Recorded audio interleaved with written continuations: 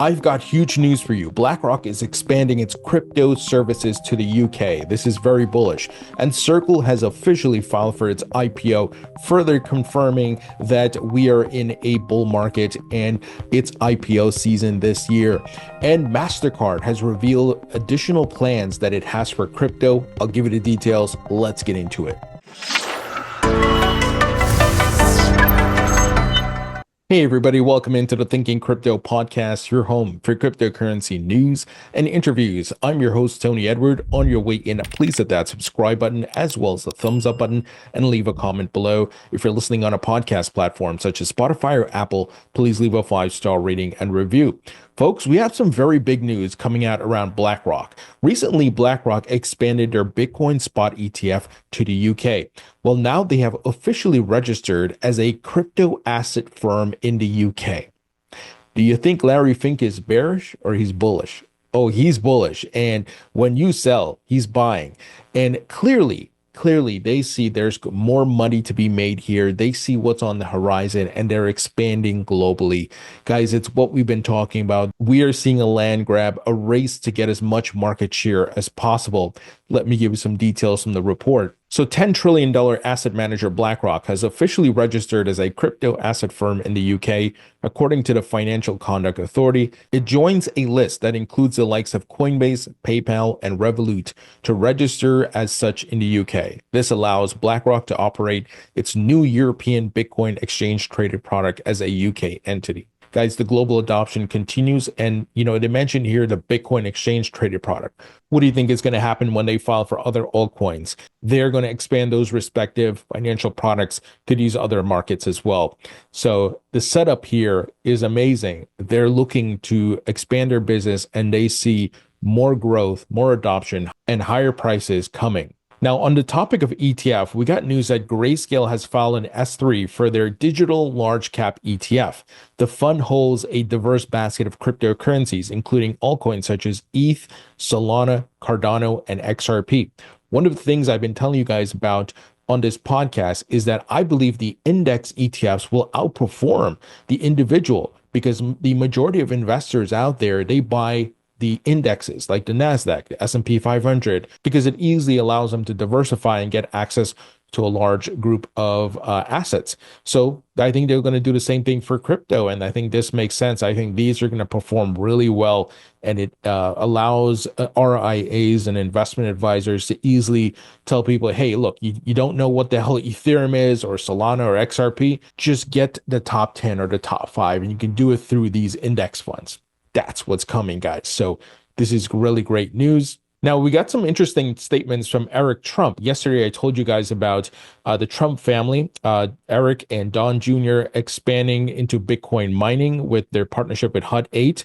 Well, today, Eric was on Fox Business talking about it and says Bitcoin is one of the greatest stores of value, immediately liquid, and an unbelievable hedge against real estate.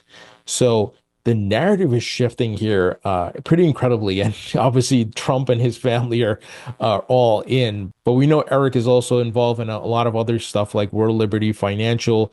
And he's also supporting Metaplanet, which is a Japanese publicly traded company that is buying Bitcoin. So it's interesting to watch this play out. And while some of you listening and watching may not like Trump, and that's okay, that's your right.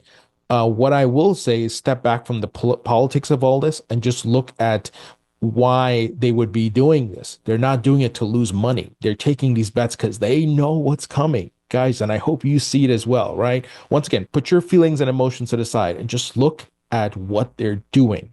Look at the investments being made. Look at the businesses launching.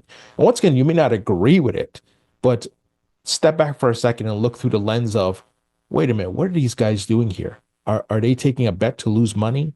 No, they're taking a bet to make money. And obviously they're crafting a lot of policy, not Eric Trump, but Donald Trump and his administration around crypto. And crypto legislation is going to get passed this year. So this is very bullish. In addition, Eric also talked about the mining firm, the American Bitcoin. They plan to go public. So with the partnership with Hut 8. So just another example of what's coming. Now, guys, Circle has officially filed to do an IPO. We got reports on Monday from Fortune magazine that they're going to be looking to do an IPO soon. And as I said in Monday's podcast, in addition to my newsletter, why the hell would Circle go and do an IPO in a bear market? That's because we're not in a bear market. We're in a bull market. Yes, we're in a deep correction, but there has been no invalidation of the bull market. And these companies recognize that the bull market's still on. Investors will go back to the euphoric mode again once the market starts moving, right? It's how it works. And then they're looking to do an IPO, and they're the largest stablecoin issuer in the United States. Obviously, Tether is the largest globally, but Circle is working with some major players. They recently partnered with, I believe, the NASDAQ to have USDC used in different ways.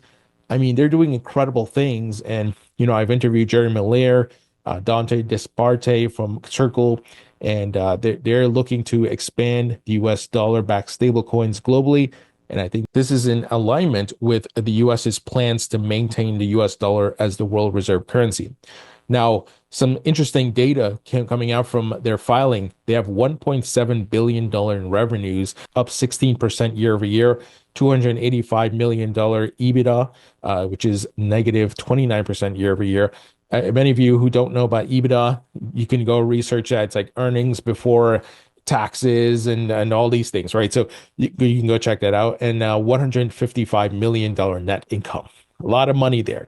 Now, it doesn't compare to what Tether is making, but you can see how lucrative the stablecoin business here is. And that's why you're seeing everybody and their aunt and uncles and their grandmas looking to launch a stablecoin, especially as stablecoin legislation's coming. So this is big, guys. This is a big vote of confidence for crypto stablecoins, and that we are in a bull market because nobody IPOs in a bear market, and especially not in a tightening cycle when liquidity is drying up. We also got news just about a couple of weeks ago that eToro, the crypto and stock trading platform, they're also looking to do an IPO. So the signs are there. Bull market will continue, folks. Now look at this. Business Insider reporting that Mastercard is looking for a way for consumers to transact Bitcoin and crypto. We're seeing Visa, American Express, and all the major credit card companies and banks and stock exchange all exploring crypto, trying to integrate stablecoins and much more. So no one wants to get left behind. Game theory is playing out here. So let me give you some details. Mastercard plans to make crypto transactions as easy as Venmo. Wow. What a statement there. So Raj Damoharan, if I'm saying that right, Mastercard's EVP of blockchain and digital assets, stresses we bring the scale and reach that we have to the space for the money to flow between two worlds in a simple way. He says blockchain transactions should be fully compliant and easy to use as Venmo or Zelle. And that's where we're headed. All of these big institutions are going to remove the friction, and people will eventually not even know they're using blockchain and crypto, right? Because that's the point we have to get to, where the average Joe and Jane, who maybe they have their busy lives and not paying attention, and they are going to be using these things, getting the instant settlement, cheaper fees, and much more. And if they go the extra step to research and educate themselves, they can obviously invest, but it may be too late for many. We are the early adopters. We are here early taking our bets because all of these things are going to come to fruition, and the world is going to be powered by blockchain. I know I've been saying it ad nauseum. The governments, the economy, the markets will be running on blockchain. That's where we're headed to, the token economy. Guys, quick word from our sponsor, and that is Uphold. Uphold is a great crypto platform that I've been using since 2018. They have 300 plus cryptocurrencies on their platform. They also just re-added staking for 19 cryptocurrencies, and they are easy to use. I've never had an issue. They're very reliable, and they don't commingle or lend out your crypto funds, and you can review their transparency report. They also have a great rewards program where you can earn up to 5.25% on stablecoins, and you can also get 24-hour early access to new tokens they list part of this rewards program. And in order to qualify, you have to open the app once per month, deposit $50 once per month, and trade $50 once per month. The stablecoins they support include Circle's USDC, Ripple's RLUSD, and PayPal's PYUSD. You earn up to 5% on those, and they also offer 5.25% on USBC. So if you'd like to learn more about this rewards program and all of Uphold's services, check out the link in the description. Now, guys, tomorrow will be the House Financial Services Committee markup on the Stables Act. This is the House version of the Senate bill that was introduced by Senator Haggerty called the Genius Act. As you saw last year, a market structure bill called the FIT 21 made it through the House, right? So a version of that needs to make it through the Senate. But because the stablecoin bill was first introduced in the Senate, you need a version in the House. So that's what's happening. That markup is going to happen tomorrow.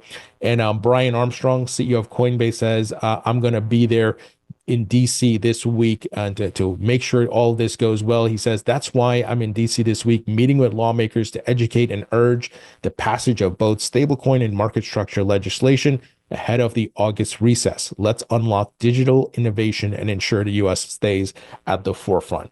Guys, we're seeing incredible progress, and many of you may have seen my post. I interviewed Bo Hines, who is the executive director of the Presidential Council of Advisors for Digital Assets. I interviewed him today. He's working with David Sachs, and that interview will be published next week. We talk a lot about stablecoin legislation, crypto market legislation.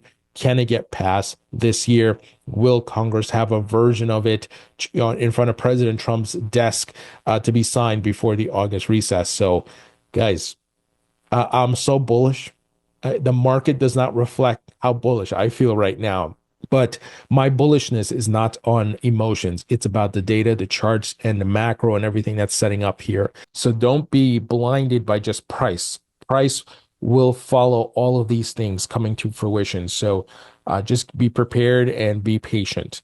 Now, guys, we've been talking about GameStop following in MicroStrategy or Strategy's footsteps in adding Bitcoin to their balance sheet, right? Well, they have raised $1.5 billion in convertible notes for Bitcoin buying spree.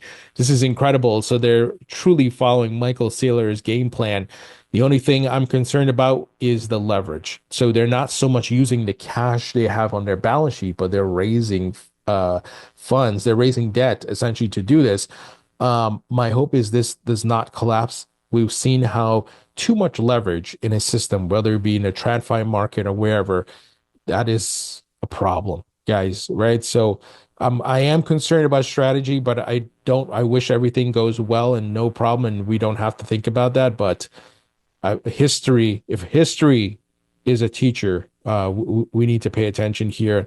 Hopefully GameStop doesn't go too crazy with this. They do have, I think, over $4 billion in cash on their balance sheet. If they keep it at, maybe 2-3 billion that they raise as far as debt and to buy Bitcoin, they leave it at that, that's okay. What Saylor's doing is wild. But look, like I said, I wish these folks the best and I hope nothing bad happens. Now, speaking of buying Bitcoin and putting it on your balance sheet, Metaplanet, as I mentioned earlier, working with Eric Trump, they have acquired another 696 Bitcoin for $67.9 million, increasing their total holdings to 4,046 Bitcoin. Also using the Michael Saylor strategy here, raising debt.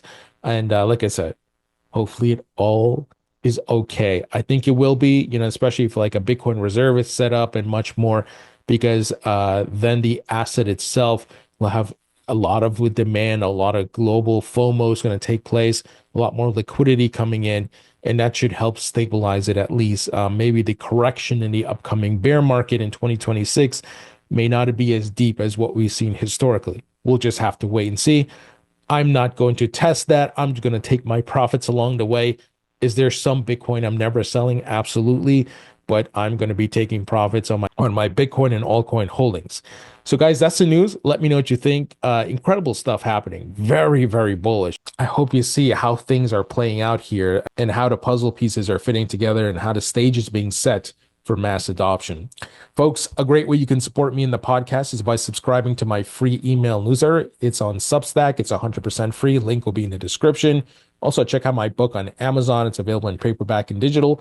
And if you want to expand your crypto knowledge, check out my new course at mycryptocourse.com.